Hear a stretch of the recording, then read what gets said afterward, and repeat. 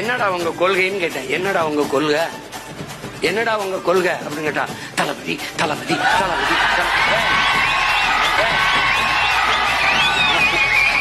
அப்படி கத்தாதேடா, அப்படி கத்தாது. கேட்கும் போது தளபதி தளபதின்னு கேக்குது.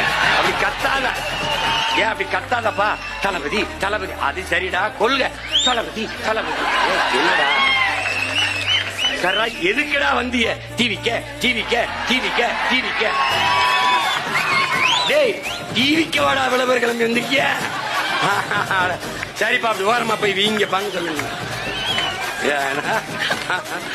அணில் குஞ்சு அறிவா, அணில் குஞ்சு.